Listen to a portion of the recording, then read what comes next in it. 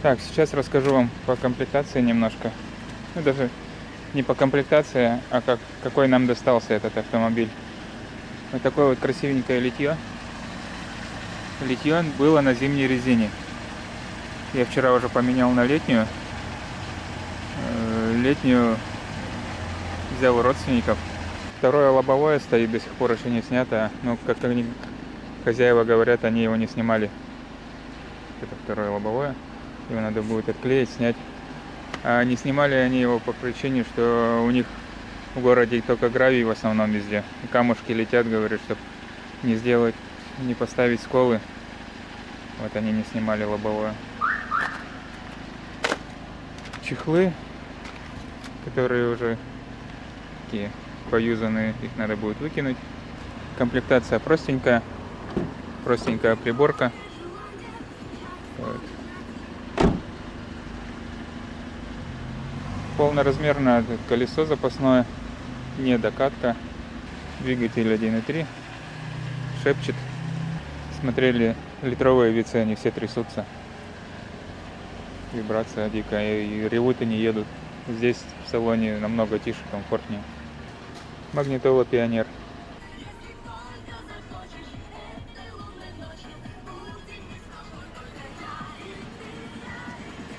Так, вот сейчас будем снимать второе лобовое.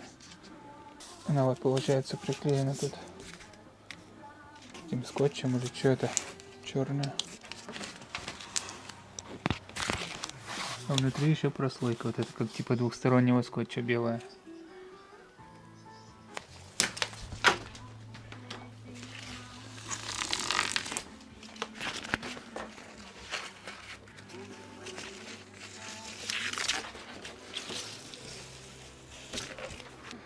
Так, сейчас возьмем этот, как его называют, канцелярский нож, попробуем все это срезать, насколько возможно будет.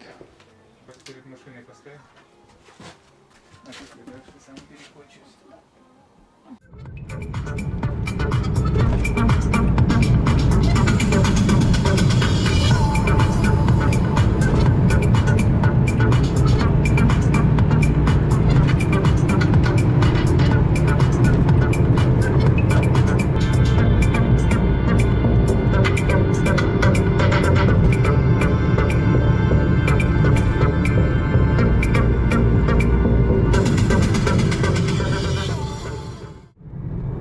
Всем привет! Время у нас сейчас 9 утра. Едем в гараж. Хочу сделать небольшую диагностику рулевой, так как с левой стороны тяга ходит, только я не пойму, она ходит именно на рулевом наконечнике или на внутренней тяге, на самой. Либо это может рулевая рейка ходит. Вот мне надо, не могу определиться, надо вот сейчас снять колесо, посмотреть, разберу и посмотрю, что надо менять. Также в планах сегодня поменять втулки стабилизатора и шаровые. Ну, не знаю, сегодня, не сегодня, но шаровые и втулки я уже купил. Их в любом случае буду менять, так как шаровые тут пыльники порваны после зимы. По-любому грязь туда какая попала, даже если они не стучат, через несколько месяцев, допустим, летом они по-любому застучат. Так как полностью вымыть, промыть при замене пыльника это не получится. На поджаре, да, делал я так, но это ненадолго, это на полгода максимум. От этого не уйти от стука. В любом случае песок и вода сделают свое дело, если она туда уже попала.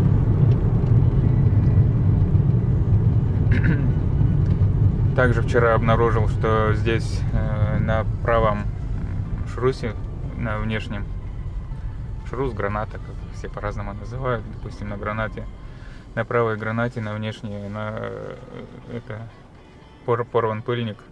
Он не сильно порван, там есть дырочка небольшая. Я думаю, что она отпотела в серединке так. Но уже дырочка появилась, купил пыльник, заменить надо будет пыльник. В общем, сделал диагностику, съездил, купил уже тягу. Эта тяга приказала долго жить. Купил сетеровскую, других не было. Сетер тоже хорошая фирма, корейская. Так, ну вот я колесо снял. Теперь откручиваем вот эту гайку. Так, гайку открутил, колесо вывернул полностью. Теперь, чтобы снять эту шаровую, надо бить вот сюда. Она, по-моему, слетела уже. Ага. Вот у меня стучит. Это стучит. И видите, вот она болтается, падает сразу. Когда вот эта тяга в исправном состоянии, ее так поднимаешь, она потихонечку должна опускаться. А это вон болтается. И стучит. Я уже щупал через пыльник. Стучит именно в шаровом соединении. Пыльник, наконечник тут исправный. Он вообще как новый. Я его просто заменю пыльник. Так, пыльник я снял. Вот она, тяга болтается. Стук. Так, как мне ее открутить? Ключ у меня разводной, только на 27 у меня рожкового нету, но этот не подлазит. Сейчас надо думать, как подлезть. Все. Теперь она идет руками. Сорвал я ее газовым ключом. Изнутри вставлял. Кое-как сорвал. Сейчас она идет от руки. Наконечник открутим. И надо оставить такое же расстояние, чтобы более-менее совпадал сход-развал. Но я его в любом случае буду делать. Попробую сейчас поменять еще резинки стабилизатора. Значит, пока снята тяга рулевая, очень удобно, ну, довольно-таки удобно подлазить к вот этому заднему болту втулки стабилизатора. Правда, по чуть-чуть, вот так вот ключиком накидным можно открутить. Все, поменял я эту втулку резиновую. Еле как закрутил этот болт дальний. Очень туго шел почему-то он. Теперь тяга CTR. Вот она. Такая тяга. И пыльник. Пыльник такой универсальный. Маленькую трогать не будем. Тут мы чуть-чуть подрезали. По такому же диаметру, как на этой. Так, сейчас надеваем пыльник на тягу и устанавливаем его на автомобиль. Сейчас сюда ложим смазку. Эту прикрутил. Кстати, вот на новой CTR-овской тяге здесь ключ на 32.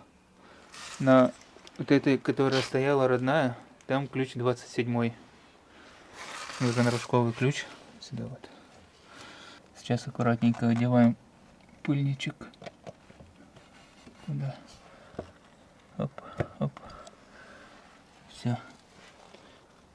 Теперь можно сейчас колеса назад закручивать, ну, выворачивать туда, потому что колеса сейчас полностью вывернуты вправо. Да, крути потихонечку. Давай. Так, крути. Стоп. Все, пускай так. Все, сейчас надо аккуратненько там одеть и затянуть хомутиком. Силиконовые пыльники можно затягивать пластиковыми хомутами. Тут даже в комплекте с этим пыльником шли 2 таких хомута. Вот эти вот пластиковые пыльники, их надо затягивать только металлическим хомутом. Так, ну все. В общем, оставляю так на 17 оборотов, ну, почти 17. Как и было на вот этом вот. Пока так. Если будет куда-то руль выводить, все равно, в принципе, все равно придется развал схождения делать, потому что заменю еще шаровые. Заменил уже вот эту тягу, получается. Ну, развал так и так придется делать. Потому что буду еще снимать эти рычаги для замены шаровых. Там вот так и так придется развал делать. Так, сейчас осталось поменять где-то маленький пыльничек. И все, собираем, ставим назад и собираем. Да, вот это шаровый пыльник порванный. Я решил их поменять, шаровые. Не пыльник, а уже шаровые. А здесь на наконечнике поменяю просто пыльничек. Он вообще тугой, как новый. Вообще до осени точно проработает. Может и больше. Ну все, собрал я тягу. Пыльник поменял. Поставил пока пластиковый хомут. Тут, оказывается, набивной пыльник стоял. Перетянул, вроде пока держит. Надо будет покупать набивной пыльничек. Все, ставим колесо.